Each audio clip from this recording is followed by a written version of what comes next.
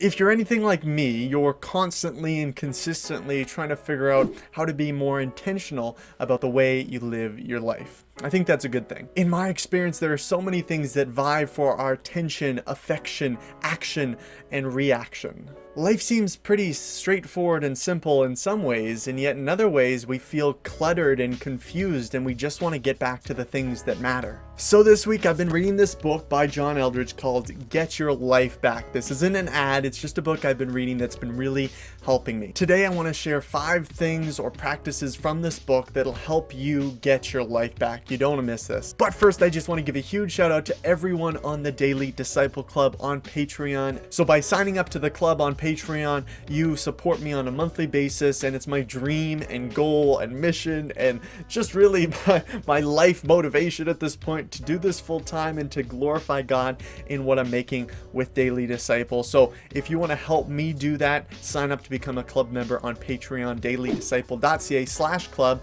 and you can sign up on there. It would be an absolute amazing thing. I'll get a notification on my phone when you do, and believe me, I'll be doing a happy dance. So thank you so much. Now on to the video. So the first idea is this concept of benevolent attachment. I don't want to lose you here. It simply means to be intentional about detaching yourself from the weight of the world. Easier said than done, I know, but John in this book talks about the fact that we are entangled in the affairs of the world, that we are so attached to what others think or what's going on next week or in the conversation that we had a couple hours ago. It fills us like junk fills a drawer. We weren't designed to carry everything all the time. We weren't designed to care about everything all the time. When we try, our body, mind, and soul pay the price of lugging around this extra baggage. In Matthew 11:28, it says this, "Come to me, all who labor and are heavy laden, and I will give you rest." This is Jesus speaking. "Take my yoke upon you and learn from me, for I am gentle and lowly in heart, and you will find rest for your souls. For my yoke is easy and my burden is light." Here's something you can do. Take a couple minutes every single day and reorient your heart towards God. Give him everything. John Eldredge actually created an app for this exact purpose. This isn't sponsored once again, but I've just found great benefit in prayerfully letting go of things throughout the day. Jesus, I give everyone and everything to you. I give everyone and everything to you, God.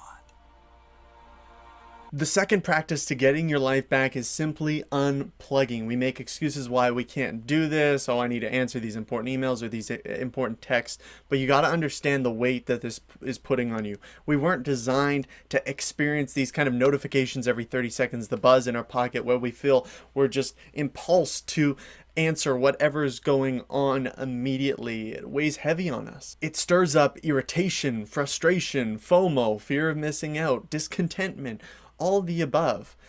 We just need to unplug. Look through your phone, see what is absolutely essential to your life. I just did this yesterday and it was so beneficial.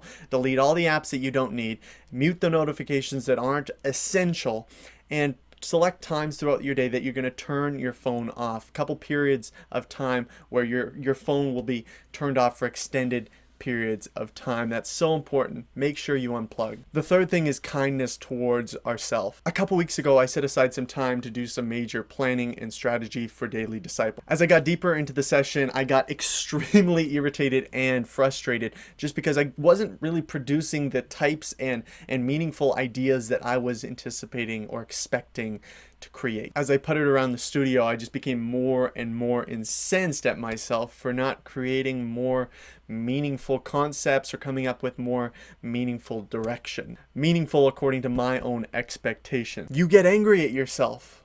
But listen, friends, God is gentle. God is kind. Your expectations do not always align with God's expectations of you. Practice letting go, stepping away from that project, stepping away from that assignment or task.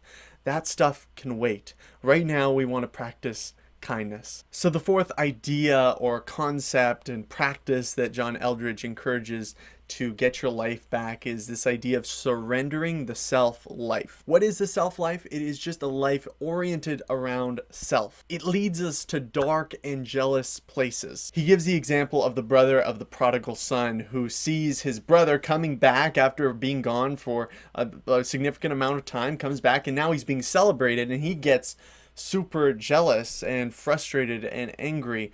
And we can often be this kind of brother of the prodigal. We get angry, we get frustrated at other people's successes, and we are very self-focused to see how we can move ourselves along instead of other-focused or God-focused. But our call is to abandon the self-life. So how do we do that? Well, one practical and meaningful way to do this is to pray for others, for their healing, for their successes, for their joys, for their peace. Let God reorient your heart from just what is inside you to a gentle awareness of other people in your life. The fifth thing to get your life back, as John Eldredge proposes, is doing fairly simple things throughout your day. Ask yourself probing questions like, how much weight am I putting on this project? Am I enjoying talking to my sister? Or are there other affections and things pulling my attention right now? Do I feel I need to respond to every message or text or email as soon as it comes? So for me, a telltale sign is if I am cutting off conversations with my family prematurely in order to get back to my more important things,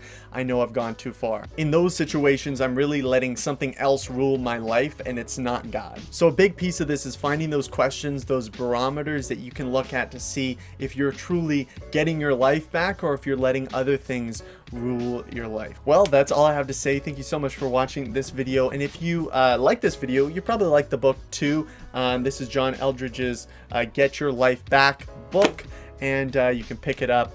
Thank you so much for watching. I probably already said that already, and subscribe because I'm putting out new videos every single Thursday. Once again, to all those who are part of the Daily Disciple Club on Patreon, thank you so much. I'm so thankful for you every single day, and I'll see you next time. Bye, guys.